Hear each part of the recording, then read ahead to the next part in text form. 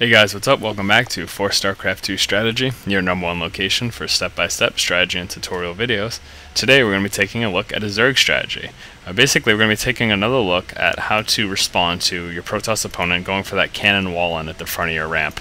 I've been getting a lot of messages from people saying that they've been dealing with this a lot lately from their friends and from the ladder, and they want to learn different ways or learn how to properly respond to it. So we're going to be covering that once more, just because it seems to be so prevalent as of late. So, of course, this is a Zerg versus Protoss strategy with that said. Now, in this particular replay, our Zerg player is whatever that says, however you pronounce that, KXAE Gayu, and the Protoss opponent here today is JJ Poker. So, right off the bat, something I want to note, you move out with your initial scout and you see that this is happening. So I guess the first real thing to know is try to scout somewhat early versus Protoss, especially since nowadays a lot of players are going for this this early cannon wall-in. And take 3 guys off your line. Of course, we have our 1 scout here, but take 3 guys off your line and go ahead and start attacking this pylon. Try to kill the pylon. If your opponent moves a probe up to try to start attacking you, just take one of the drones off the line and start attacking the probe. But basically what you want to do is you want to try to set him back as much as possible because, I mean, obviously he's getting you walled in and doing this strategy. Obviously he's harassing you a ton. But you can really set him back by killing these pylons because they're wasted resources if you manage to kill these. They're resources he can't be spending otherwise. As you can see, there's nothing in his base right now. All he really has at this point is this 1 pylon, this photon cannon that's warping, and this forge right here. If you take a look here, we already have our spawning pool going down, so we're already taking steps above him to get units out on the board. He still doesn't have a gateway, so he's not going to have any zealots or stalkers or anything else anytime soon. So far we've managed to kill off 2 pylons. That's 200 resources completely wasted for him, and thus far we have not had any wasted resources. Obviously we've been set back and gathering a little bit by having these guys off the line, but he's losing a lot more in this. I mean, of course, he's got this pylon here, he's got a photon cannon here, and this forge.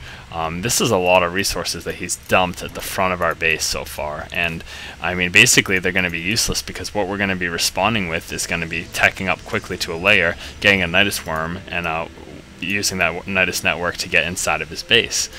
So all of these resources he's dumping out right here, everything he's done thus far in this point in the game, although it may be annoying and obnoxious to be stuck in your base like this, it's a complete waste if you go for this Nydus Network.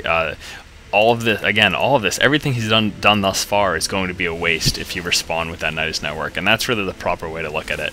Don't be stressed out, don't be freaking out because you're stuck in your base at the time being. Just go ahead and get some overlords sent to your opponent's base. Try to get along the edges where he can't hit you with any stalkers or anything.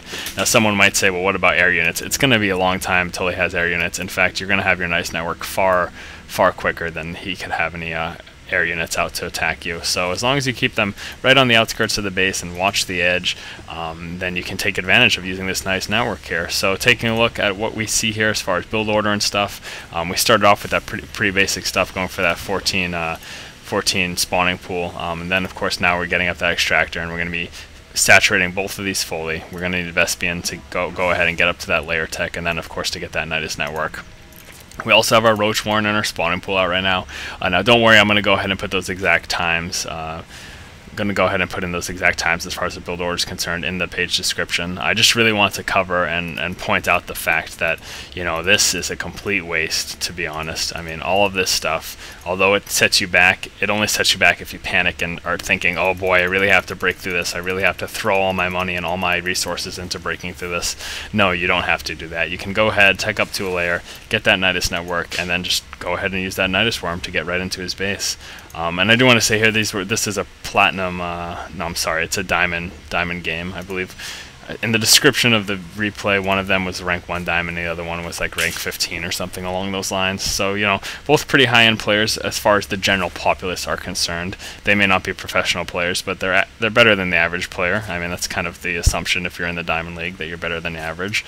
And, you know, if you guys are trying to learn new things, learn new strategies, and learn new responses, then these are the guys you want to be looking at. So taking a look in the base here for the Protoss player, all he has right now is that 1 gateway, the Cybernetics core, and he's coming down with another pylon here. So as you can see, taking a look in his base, he doesn't have a lot because he was set back so much by walling us in here. So we do finally have this layer up, and we're going to be going ahead and dropping the Nydus Network. In the meanwhile, this whole time we've been producing units whenever we have the extra larva and the extra resources. We're going to continue doing so. We're going to be coming out with some more roaches and some more speedlings as well. Zerglings rather, we don't have those speedlings, but again, not really necessary. Basically what we're trying to do here is, upon seeing this wall in, again, our first response was to try to delay it as much as possible by taking drones to kill off these pylons, and then our second response is getting up this Nydus Network as quickly as we possibly can. So getting that layer tech quickly, and then getting up this Nydus Network, and then once it's up, we're going to go ahead and funnel our units inside of it, use our overlord with the vision that we have to go ahead and start spawning inside of his base. Something I want to note here that the particular Zerg player doesn't do in this matchup, I would send more than one overlord. I would get multiple positions, so that way if he does manage to kill one of these, instead of having to respawn it in that exact same spot, you can go ahead and spawn it in another part of his map, another part of his base, so that's going to increase the likelihood of you actually getting it warped in. But again, he doesn't really have anything because the Protoss player here was assuming the Zerg player was going to be stuck in his base for a while. Clearly not the case. Nydus Worm just came up, we're funneling units into his base. He's going to be warping in a few zealots, not going to do too much though. Quickly mopped up, in fact 2 of them died before they even finished warping in. And so yeah, I mean that's that. Look at his base, he's got nothing going on, these warp gates are still on cooldown, and he's going to be leaving the game shortly. So the main point of this strategy video, the main point of this replay, was really don't panic when stuff out of the ordinary happens, or don't panic when stuff that you don't plan for happens. So getting this wall in, again, the first thing you're going to want to do, try to delay it as much as possible. Try to kill off these pylons, try to kill off that probe if you can.